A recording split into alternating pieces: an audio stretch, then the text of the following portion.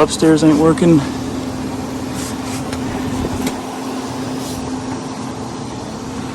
Everything seems to be running.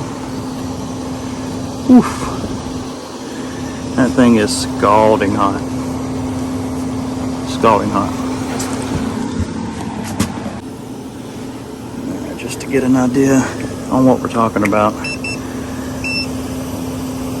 Let's see how hot this thing is.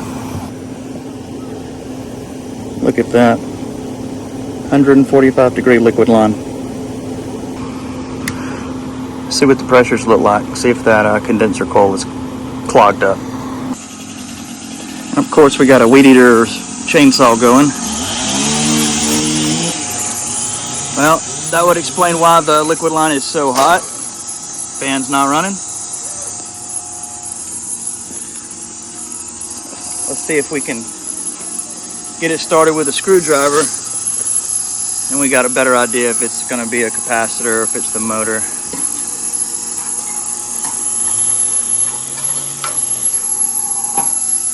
Oh, it's going to be a motor. Yep. I can't believe this thing doesn't have a high pressure cutoff on it. This thing's just running and running and running.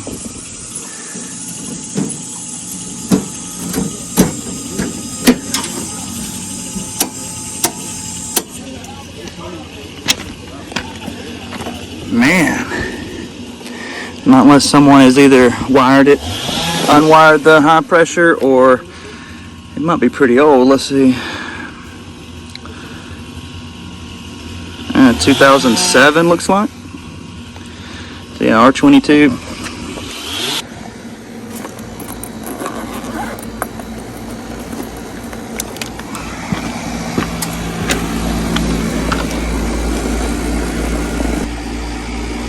Lowered that capacitor so we can get to these.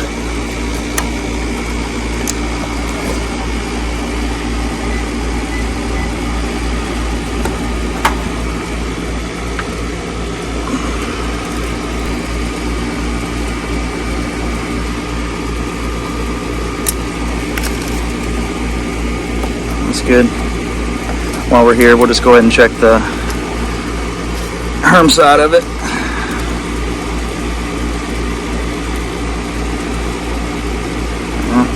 Perfect. I did discharge this before I started filming. It's pretty rare that you have to discharge them, but just to stay on the safe side, you just want to get you a flathead or something and just touch it just to be safe. So we're going to have a new fan motor on this one. You can see the oil. I don't know if you can see it. All around the shroud. So either these bearings blew apart and threw the grease everywhere, or there's bigger problems. Let's hook up to the refrigerant just to see if we can get an idea on what the resting pressures are. Alright, so with R22 resting at 148, just really was wanting to check to see if there was refrigerant in it and how much was in it. It's definitely worth. We know the fan motor's bad. We know we're going to have to recommend replacing that fan motor. But the key thing to do that some or I don't know most, but I know some techs don't do. You find the motor bad, boom, write it up, give them the estimate.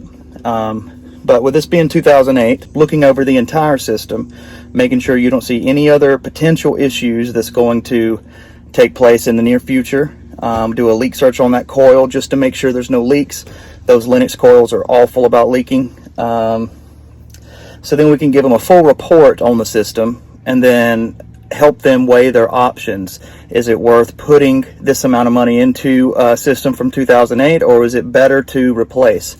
So we always want the full picture of the health of the system before we prepare an estimate for them. Just giving them a fan motor, you're going to be doing the customer a disservice. So let's go to the inside. We'll check over everything really well.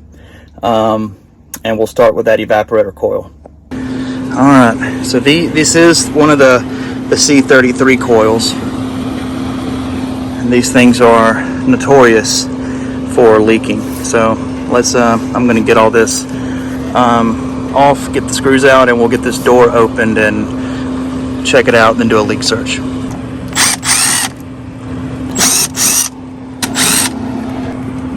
Of course I missed one. Where it is, which is why I keep one of these, because even a stubby ain't gonna work over here. So we'll just put it on like so, and we'll get the screw out.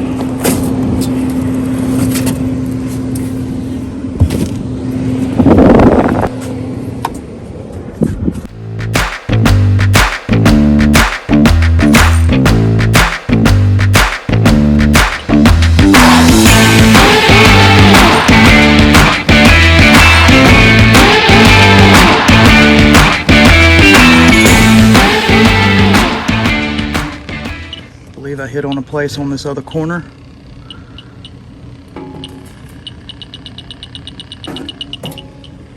And we'll let it, take it out, let it reset, and then put it back in. That's how you can always tell if you've actually got a leak or not. Stick to my flashlight. There's a leak. All right, guys, so that's why you always want to check the whole system. Even after you found the initial problem, the main problem why the system isn't cooling, continue to look and check the remainder of the system. So we found the leak in the evaporator coil. I took several pictures of it. It's always a great tool to be able to have the picture of the coil rusted up like that to show them. Usually as soon as they see all that rust, they understand that this thing isn't in good condition. Unfortunately, you have to do this because there's so many technicians in this industry that is complete liars and just tries to rip you off. All they care about is how many leads they can turn over. And unfortunately, the guys like us that's having to try to do this the right way, you have to take extra steps to prove you're telling the truth. So I always cover every base I possibly can to let the customer know that I'm being straight up with you, and this is what it is. So I went in, I made them an estimate first, letting them know we can fix all of these problems that they have. I let them know that the replacement coil could be hard to find, but worked them up a price, and then told them what I would recommend doing. Since the system is from 2007, it's reached its life expectancy, and throwing another few $1,000s into that system would not be, in my opinion, the best move. 9 times out of 10, the customer is going to go with your recommendation after you've proved yourself trustworthy. So that's what happened on this one. They're getting some prices from us to replace. That way we have done our complete job. I'm really glad I was able to get this one on a video. Good service call on this one.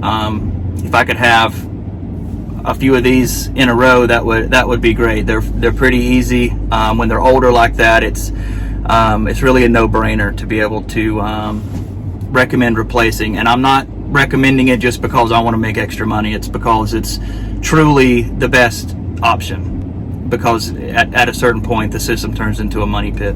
So your job is to educate the homeowner and lay out all of their options, and then you can throw in what you recommend. All right, well, we'll see you at the next video. I hope y'all enjoyed this one, and until next time, peace.